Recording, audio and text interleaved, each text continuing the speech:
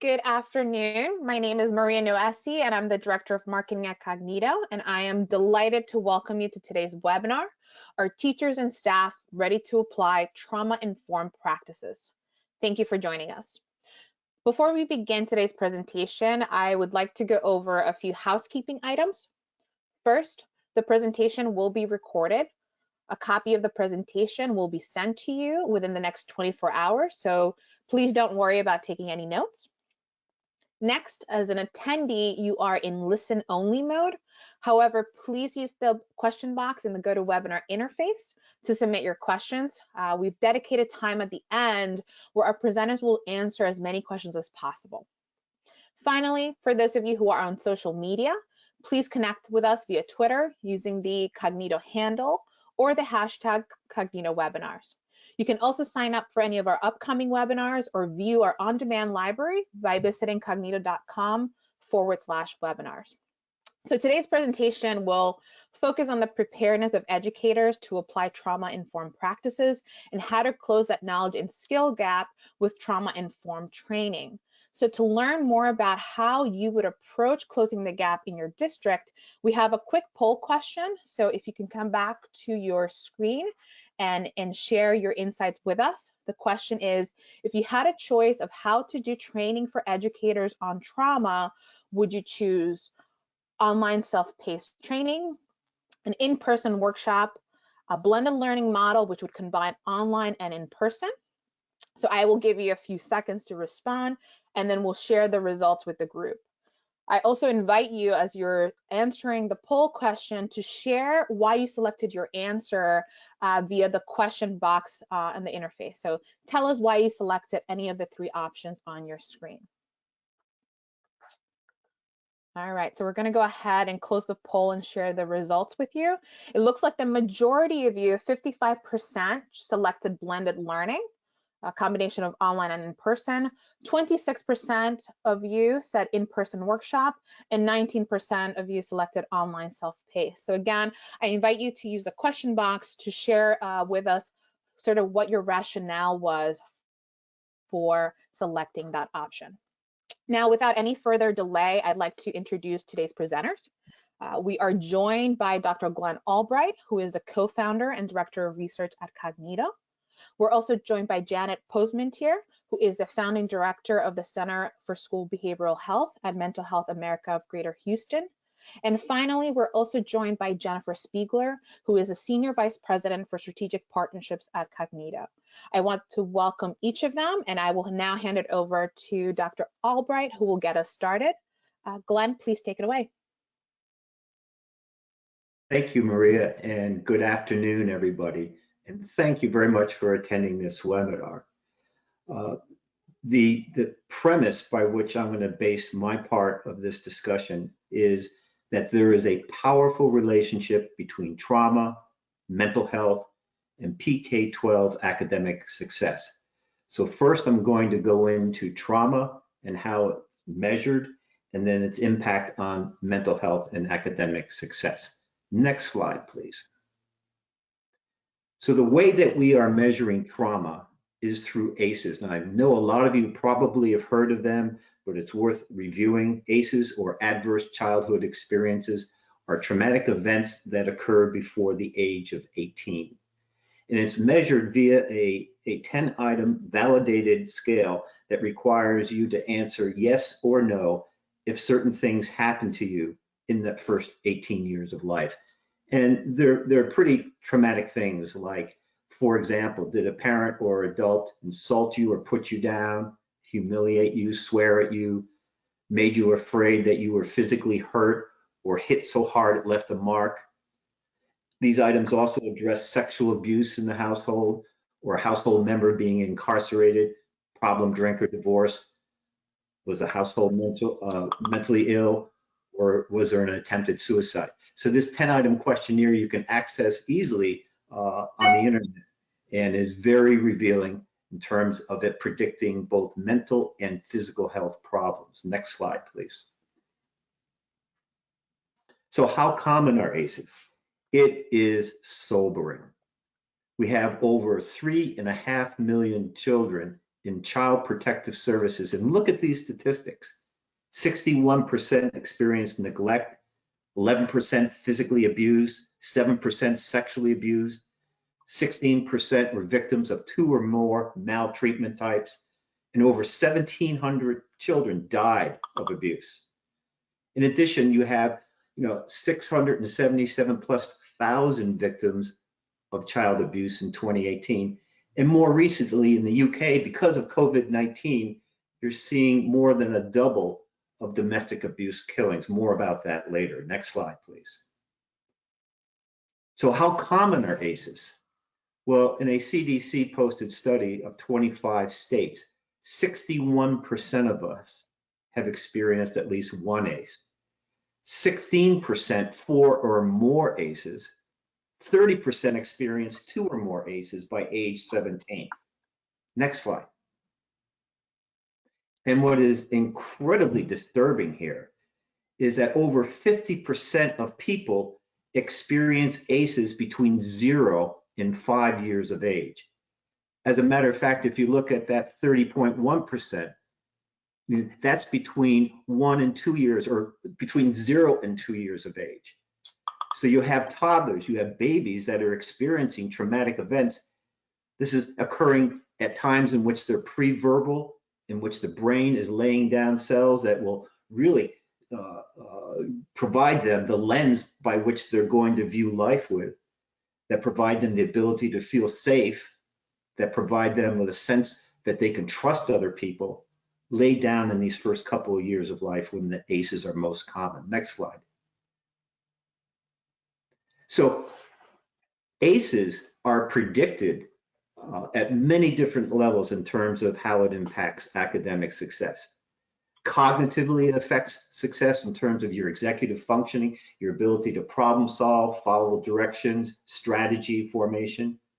In terms of memory systems, emotional regulation, concentration, learning disabilities, social, emotional, and behavioral problems. And there are dozens of studies that bear this out. It has a tremendous impact on a child's academic, emotional, and behavioral status within K-12. Next slide, please.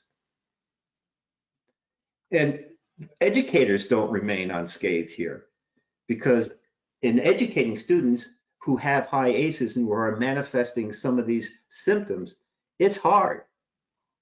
It's frustrating to educators. I mean, look at the studies in educators where they have to deal with people or students that are experiencing problems because of trauma, really report a lack of adequate support and training. The classroom disruptions create a significant amount of stress within educators, not to mention the other students. And there's a resentment that there's time being taken away from other students. And not surprisingly, that contributes to teacher burnout and turnover. Next slide, please. So I won't spend too much time on this, but we know COVID-19 is having a significant impact on students and educators. We know that there was already too high of anxiety levels and OCD and so on in students when they were meeting face to face, and now being locked down in a house where sometimes it's not always safe, where there's an increase in substance misuse, it exacerbates these problems of anxiety and depression. So students, it's manifesting in students in terms of the amount of interpersonal problems in the home they have to deal with.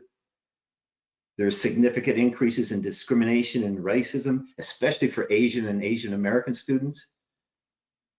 And being in this environment also triggers memories of prior trauma, which makes the house feel safe. You cannot learn in an environment where a child does not feel safe, when they're anxious, when they feel a lack of control. So this COVID-19 is contributing to significant numbers of problems that are impacting our students, even to the point where there's food insecurity. You and I are seeing lines and lines and cars and people in line to get food so they can survive. I mean, these are the basic ingredients of being able to function, is to be able to feel safe and have your primary needs met. And it's not happening all that well with COVID-19. And in terms of its impacting educators, I mean, now you're teaching online for the first time for many. It's a really new environment, and educators aren't trained to do this, well, at least initially. So they end up overloading students, and students feel more stressed out. And now we're seeing in schools, both K-12 and higher education, that there's concern about layoffs, adequate support, education budgets being funded. And of course, educators have many of the same stressors that the students have above that are listed, because they're at home. They may be home teaching. They're in this environment. Next slide, please. So we did a study between November 2018 and March 2020, where we surveyed over 8,000 educators across 11 states. And these were participants who were asked to complete a brief online survey, which was the first step in completing a cognitive simulation in trauma-informed practices for K-12. And participants were not required to take the survey, and they weren't compensated for their participation. Next slide. And the demographics, I'll just review very carefully. You're going to see these slides later on. So most, not surprisingly, are female, with 16.8% male. In terms of role and titles, not they're all surprising that almost 78% are teachers, 5.7% mental health specialists, and 5.3% paraprofessionals. Next slide. In terms of race and ethnicity, almost 69% white, followed by Hispanic and Asian. In years of working in education, almost a quarter, 5 years or fewer, 21% 6 to 10 years, and it goes down up to 16 to 20 years. Next slide. Now this is what's also sobering, that 3 in 5 educators in this survey felt that they can be better prepared to use communication strategies to help students feel safe. 3 in 5 felt that they could be better prepared to talk with the student, to motivate them, to connect them with support. And then the same type of statistic, 1 in 2 educators felt that they could be better prepared to recognize signs of trauma in their students. Next slide. 3 in 5 educators felt they could be better prepared to teach students activities to manage their stress and their emotions, and 7 in 10 to implement trauma-informed practices. So what these survey results show us is that teachers and staff have identified very specific needs to be better prepared in helping students in terms of dealing with the stress they're experiencing, to being able to pick up the signs of trauma, to be able to approach them, to talk to them in a way that makes them feel safe, that sets up an environment where the student can trust the teacher and begin to open up and allow them to let the teacher know what's going on so the teacher can make an adequate suggestion or referral. Next slide, please. And what's pretty neat about this is that 98% of these participants all felt that educators should receive training in trauma-informed practices. And 82% agreed that part of the role of teachers and staff is to connect students who are experiencing trauma to mental health support service. That's really encouraging. So here we've demonstrated a need, and they also demonstrated that they want to assume the role, that they want to learn these best practices, if you will. And that is like really good news. Next slide. Oh, they're right. Thank you very much. Hi, I'm Janet Posmentier, and I'm so excited to be with all of you today. Thank you for taking time out of your busy Zoom-filled days to attend another online learning experience. We really hope that this one will be very beneficial for you. And next slide for me, please. Thank you.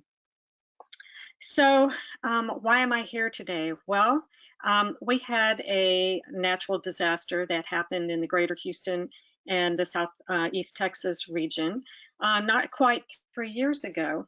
Some of you might remember Hurricane Harvey. That was followed by a number of other hurricanes throughout the United States and Puerto Rico, and also some horrific fires in California. It was a really, really horrible year for disasters, natural disasters in 2017. Looking back now, I have to say the greater Houston area was extremely fortunate to be the first to be hit with a natural disaster because we had so many people who wanted to help us. And because of people all over the country, all over the world, Houston was able to get back on our feet pretty quickly, I would say. Now, of course, it's like all the hard work that's happened between then and now has been pretty much the bottom taken out of us again, especially with the issue with oil and things like that. But I wanted to let you know that we were also fortunate that we were the only ones and we were the first. And now we have a community, we have a world that's involved with this natural disaster that is COVID-19. And we're all here to help each other. So regardless of what's happening with you now, whatever position you're in, however you're feeling, please know that it's okay. This is unprecedented in our time, and we're all going to have different responses. We're all experiencing trauma. In Houston, it was a community trauma. Now it's a world trauma. We were so fortunate at that time that UNICEF USA approached the City of Houston Mayor's Office and the Director of Education, who came to us to see how we can plan for a response, an immediate, a midterm, and a long-term response to Hurricane Harvey. And I hope by sharing with you what we were able to do might be helpful for you now as you're struggling in your communities to figure out, again, we're all in the short-term response right now, but we're getting close to the midterm and what is the long-term and how we were able to do that. Next slide, please. We were very fortunate that through the collaboration with UNICEF USA and the City of Houston, we decided to approach it, first of all, by developing an in-person training. It was a train the facilitator training so that we could train 2 people from each school to help them understand about the impact of a trauma like Harvey and now COVID, I guess, how that affects the students and how it affects them as teachers. I think Glenn did a great job describing that. Slide is just sticking in my head of the effects that it has on all of us. And so we were able to accomplish that fairly quickly and began training people in the in-person training. We did by training the 2 people from each campus, that made it faster to spread the information to educators on campus so that when the kids came back to school about 2 weeks later, again, that seemed like a long time back then compared to what's happening now, the teachers would understand what types of behaviors were indicative of students who were experiencing trauma and how to respond to that appropriately. We also were able to train volunteer master's level and above mental health professionals to be able to provide trauma-informed therapeutic group sessions at different campuses as well. We then also thought, well, those were kind of short and midterm responses. Those sessions were for kids who were really struggling. But we knew from what we know from previous research into disasters and trauma is that the peak is going to be for trauma reactions and behaviors is going to be between 18 and 36 months. And for the greater Houston area, we haven't hit the 36-month mark yet. And so for people who have had the type of disasters, and I know other communities have suffered all kinds of disasters before COVID-19, you're sometimes layering one traumatic experience upon another. And we have all these children who've been through already some bad experiences with natural disasters, let's say, but they also have things happening in their homes, as Glenn pointed out, and now we have the COVID-19. So we're layering on quite a bit for our children and all of us right now when it comes to trauma. So we look to Cognito to help us fill in how can we really bring this to scale and reach as many people as possible. In the greater Houston area, we have about 54 school districts and many charter school districts as well. They reach over 1 million children, and we knew that in order, and we have you know, almost 100,000 educators as well. So we knew in order to really reach everybody, our wonderful in-person model was great, but it wouldn't be able to help everybody quickly. And so we thought for both short, mid, and long term, because when we look at Cognito, you can roll it out at any point. We wanted to develop something that would target the ability for educators to always have this type of training available to them, regardless of what was happening. And as you can see on the slide there, we were really pleased that here in the greater Houston area, almost 30,000 people have been trained to date. I have noticed I still receive all of the data on what's happening on a monthly basis, and I've noticed that that number has greatly increased over the past month, where educators were really wanting help for understanding what their students were going through and also helping themselves as well. Next slide, please. So why Cognito? My personal experience with Cognito was with their mental health modules that I had been able to see prior to the time Harvey hit. I felt like many of you that in-person trainings are like the Cadillac. If you can do that, that's the best. But if you can't get an in-person training, to me, the next best thing was a training like Cognito. And why, and I know in just a little bit Jennifer will be showing you why, but the interactive nature of Cognito was what sold me. I like the cartoons too, but the interactive nature where you had to be an active participant and you actually are able to learn how to have conversations with students and identify when students are having problems was eye-opening to me. I always tell the story that when I went through the first time myself, I walked through the mental health module. My background is as a mental health professional, and I thought, oh, this will be a piece of cake. I'm just gonna like, and when I got to it, and I started giving my responses to the student, the little counselor lady kept popping up and saying, that didn't go so well. Maybe you should choose another strategies. I'm going, oh no, I'm really not as good as I thought. And that was true, I wasn't. And so it was very humbling experience. And so for those of you who are mental health professionals out there, Cognito will probably make you feel a little bit inadequate at first. Hopefully not, but I'm really teasing. It really helped me to understand that what I thought sometimes would be helpful ways to respond to children may not be the best way. It might be okay, but there are better ways. And I learned a lot just through participating with the mental health modules. And so we approached Cognito, and with the support again of UNICEF USA, we were able to get two of our best experts in trauma in children, Dr. Marlene Wong from University of Southern California, and also Dr. Julie Kaplow of the Trauma and Grief Center at Texas Children's Hospital, who were our experts. And then we also had a group of educators who we worked with as well to test the different modules. And I'm proud to say two of those educators were my daughters. So we felt it was very important to see if we could incorporate the trauma-informed information into the mental health information. And that was what we accomplished working with Cognito. Next slide, please.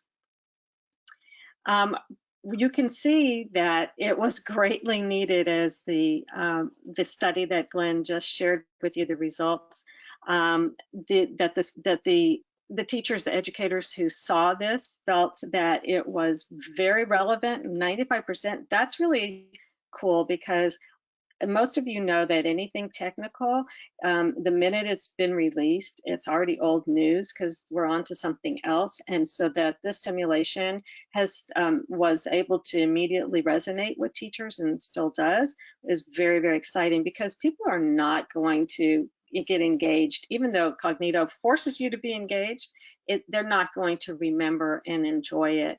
And that's the other thing about the Cognito simulation. You can really enjoy going through this. It's not a boring kind of PowerPoint somebody's reading to you. It's fun and engaging for the adults going through it. 94% would recommend it to a colleague, and 91 said it was excellent, very good, or good. Next slide, please.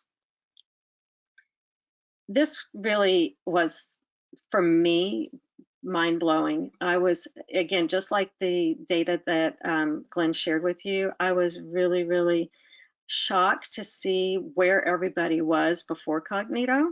And it made me sad too, because I feel personally that all educators should have training in mental health and trauma before they ever step into the classroom.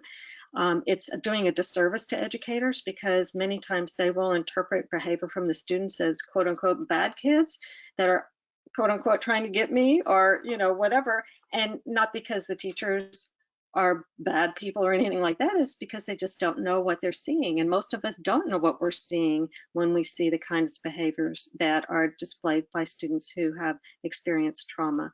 They're usually not very classroom compatible, and so by going through this simulation, and again, Jennifer's coming up in just a second to show you that it's not a 8-day kind of thing. It's a very short but powerful simulation.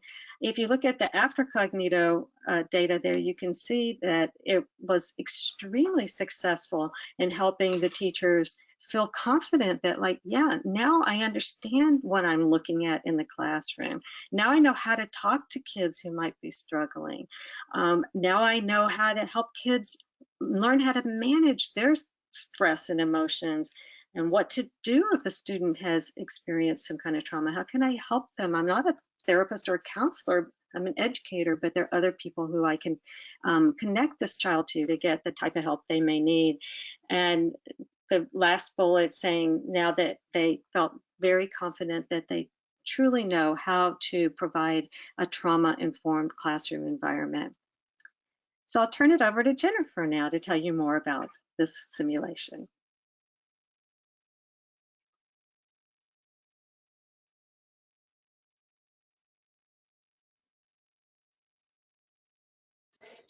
Jennifer, if you could just unmute yourself and come back to us. Yeah, I just did that.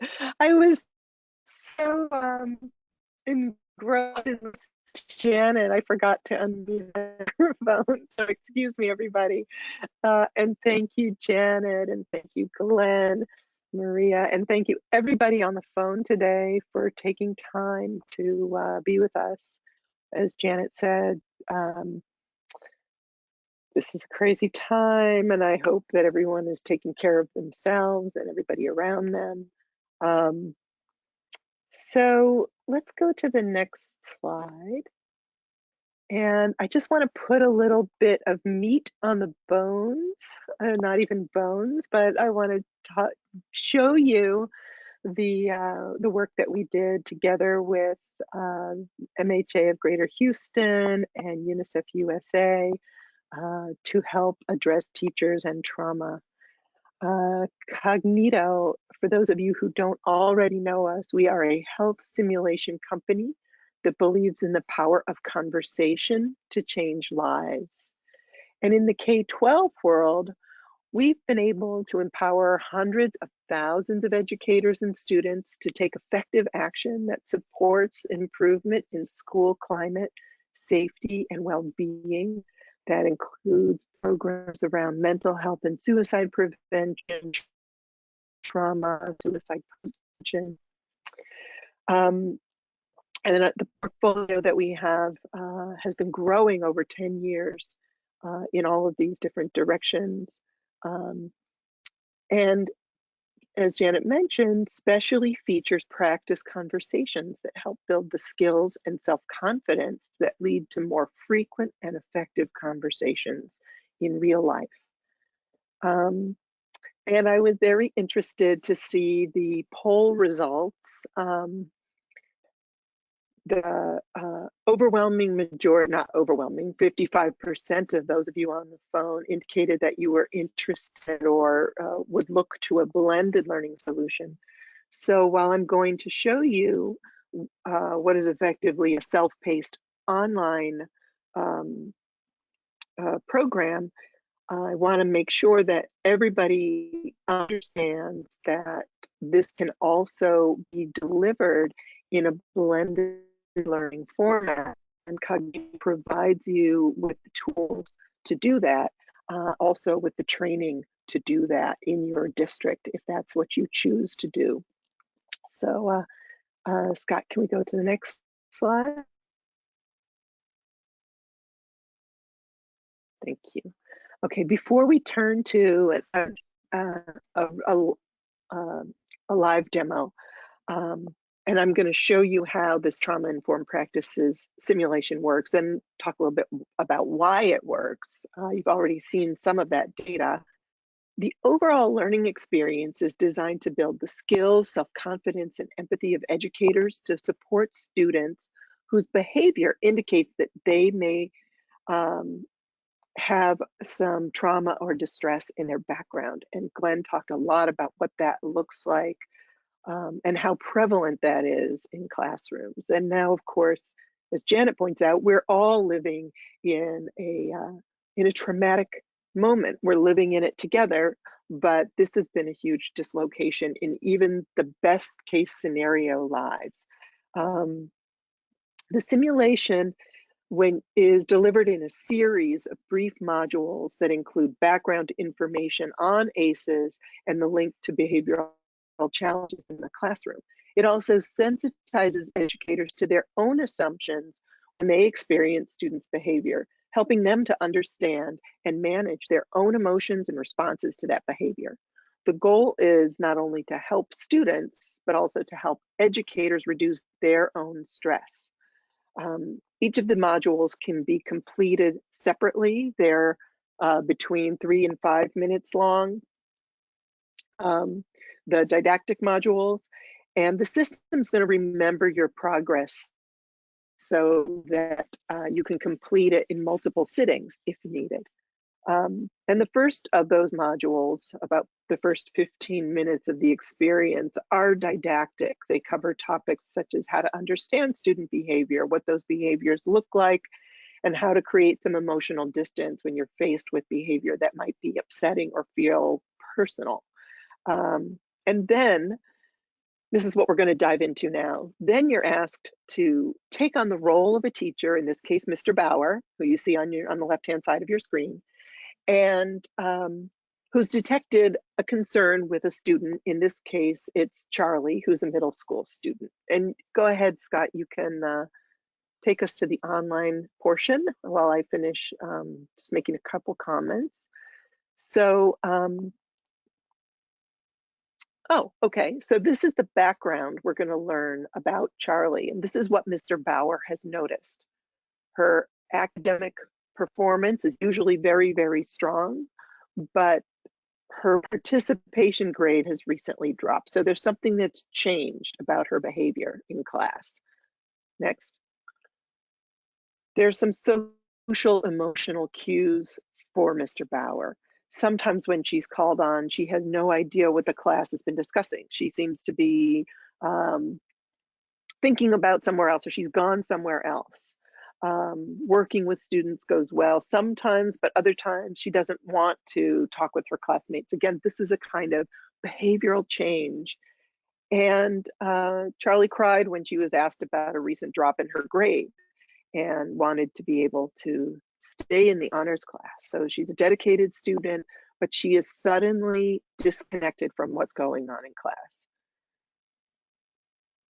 So the first part of this conversation is to build trust and encourage her to share what's going on, because clearly it's baffling Mr. Bauer. And then the second goal is to help do some problem solving around the things that are going on and being observed. And Scott, I think we can jump straight in now. Oh, okay, thank you. And there are some strategies and tactics to how you're going to do that, asking open-ended questions and expressing empathy. And then brainstorming and instructional modification. So what are we going to do once we've discovered what's going on with Charlie? What are we going to do to help her? Okay. Okay, and because we're doing this over several pieces of technology, this is going to lag a little. But You, Charlie's on the right-hand side of your screen. She is a middle school student, and she is an emotionally responsive virtual student. That means she has memory and emotion and behavior that and a personality. So she's going to respond like a real student to how you as the teacher decide to address her. At the very beginning of this whole intervention, you've been able to identify yourself as a middle school teacher. If you had identified yourself as an elementary school teacher, the conversation you would have been offered would be with an elementary school student. And if you had identified yourself as a high school teacher, similarly, you would be talking to Noah, who's a high school student. But here we are with Charlie. And you navigate the conversation by using these prompts. And so when we decide what we want to say, we're going to offer some choices. We discuss our observations in a couple of ways. I've seen into the distance sometimes and make an observation, or you've been acting strangely, or you can set expectations, or you can praise Charlie. But let's go ahead, Scott, and choose you've been acting strangely under discuss observations. You've been acting strangely in class. Acting strangely? Yeah, I don't know, just not like yourself. Can you tell me what that's about? I don't know.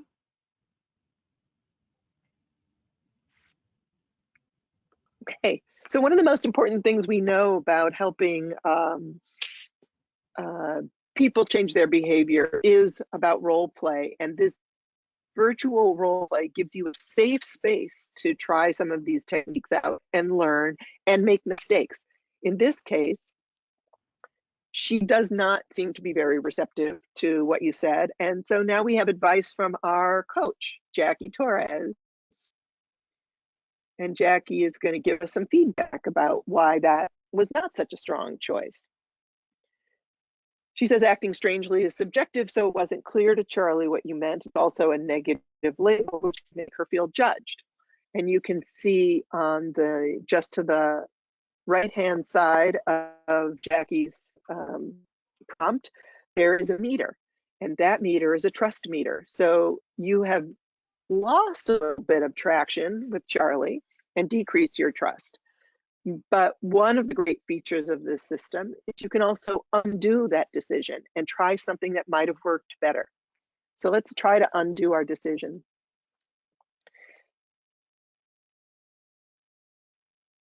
And let's go back to discussing observations and see if there was a better way to do that.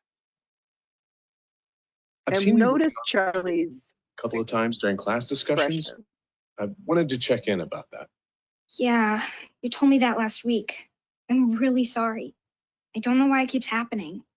You don't need to be sorry. It's just, you used to talk a couple of times every discussion and always had interesting things to say. Thanks. My mind kind of wanders sometimes. I'll try to do better.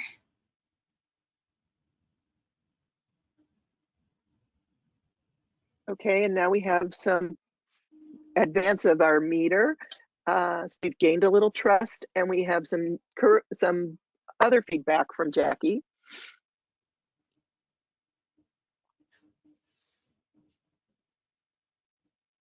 She said, this is a great way to start the conversation. Your observation was specific and factual. So Charlie knows exactly what you mean, and it feels sincere, non-judgmental, which helps reassure her. So you're trying to build this trust with her. You're trying to find out more about what's going on so you can be helpful. And this helps you get that goal. And this conversation unfolds really in two parts. One part, which is unpacking what's going on, and the second part about helping her troubleshoot. And now let's go back to our menu, and you'll see that in fact, now you've advanced the conversation and you have a new set of choices so that you can start to go further down the path of this conversation. And we're going to stop there with the demo and go back to the slides. So you have all of these different types of feedback that you're getting. You're getting feedback from Charlie and her body language, her voice, her facial expression. She's saying, and getting feedback from Jackie, you're getting feedback from the meter, so that you are really expediting the pace of learning, getting a lot of specific feedback about how you're doing. And at the end of this exercise, you would be getting some additional feedback into how it's going. So that's how this works. But again, this simulation can be done in a blended learning context. Can you go to the next slide, Scott? It is one of an entire portfolio of Cognito simulations that work in much the same way, with some didactic content along with conversation across the portfolio. There's probably 20 conversations that can be used to build these skills. Next slide, Scott.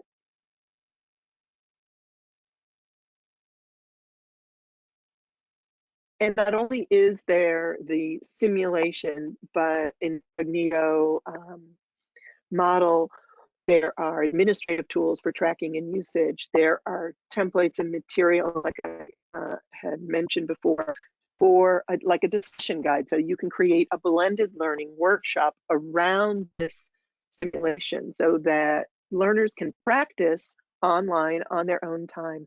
And then you can bring the staff of your school back together, either by department or as an all staff meeting, to talk about how do we use this information in our building. Where are what are the referral policies and procedures? How are we supporting our school? What are the local implications of this situation? We can also embed your local mental health resources and support resources within the interface of the simulation. And I think those are the really important things. I think we should go to Q&A. This is a really simple way to scale training over a number of settings. And whether you're a small district, whether you're a rural district, or you're a large urban district, I will note that we launched this trauma-informed practices training in the Miami-Dade Public Schools last week, actually on Friday. And they have trained their first 800 learners as of yesterday.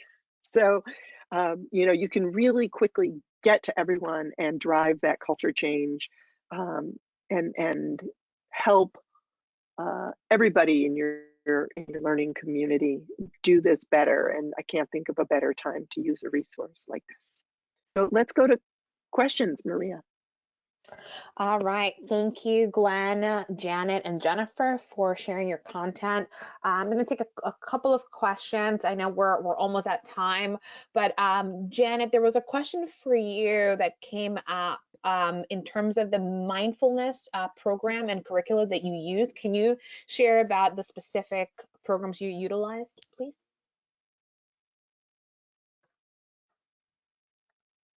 Oh, Janet, go ahead. You were on mute. Oh, sorry. You're good now.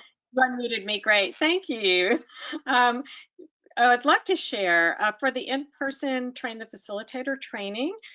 We had already had a trauma training. We just modified it to be a little bit more specific to what's happening, what are the kind of behaviors you might see from children who have gone through hurricanes and other natural disasters. And then we also worked with a local expert, Dr. Ann Friedman. She's a mindfulness expert, and she came in and trained everybody on how to lead mindfulness activities. And if you would like more information about that particular training, please feel free to contact Mental Health America of Greater Houston at mhahouston.org. Great, thank you. I also want to share a few of you responded with additional input in terms of the poll questions. The folks that selected blended learning said it holds me more accountable to have the blended version.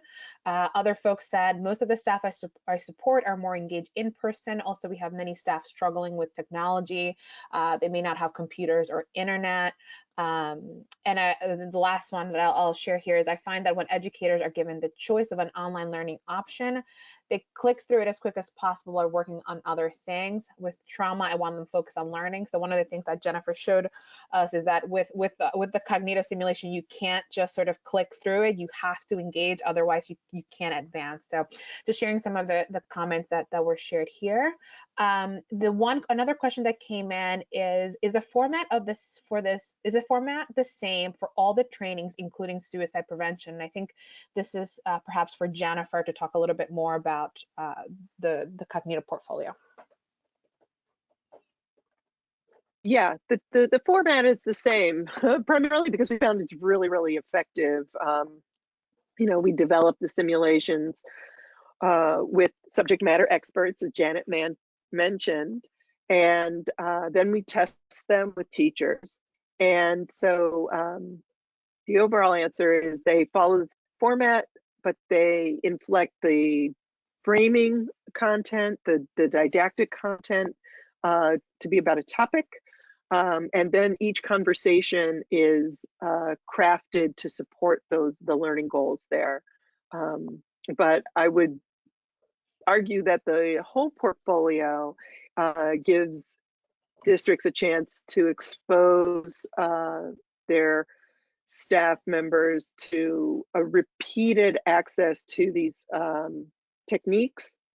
And the more practice that we have using them, I think the more habitual they become. We have a lot of districts that use one or another of them as, for example, onboarding to the new school year. Awesome. Hey, Jennifer, I'd like to add to that. First of all, I'm sorry that you can't see me. For some reason, my camera is not active, but the simulations also rely on pretty much the same learning model. And this involves integration of evidence-based communication strategies, such as motivational interviewing, emotional regulation, mindfulness. These types of strategies are like drawn, some of them from neuroscience, some of them from dozens and dozens of empirical studies. So that combined with a game engine that integrates these strategies makes, as you can see, for a very effective learning experience. Thank you both. And then I'm getting a lot of questions in terms of how are the Cognito simulations priced for districts? Jennifer, I'll direct that to you.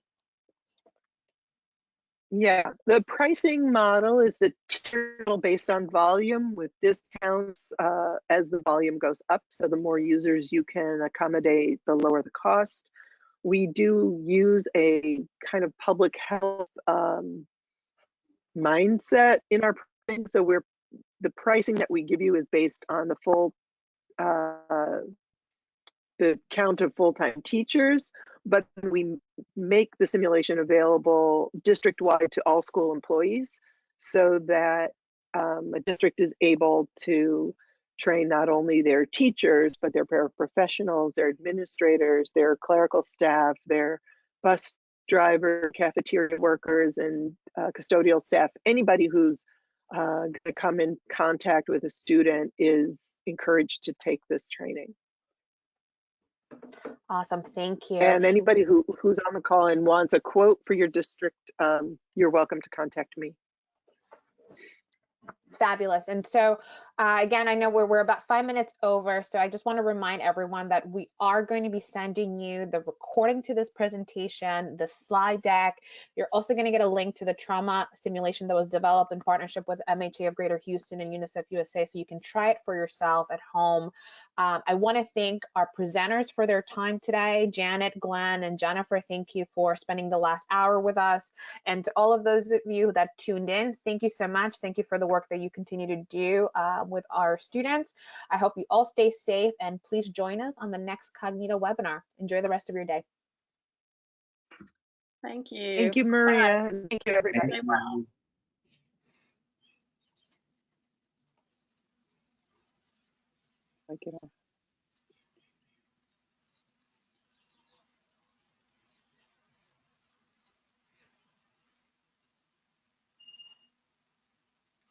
Hi, Jennifer.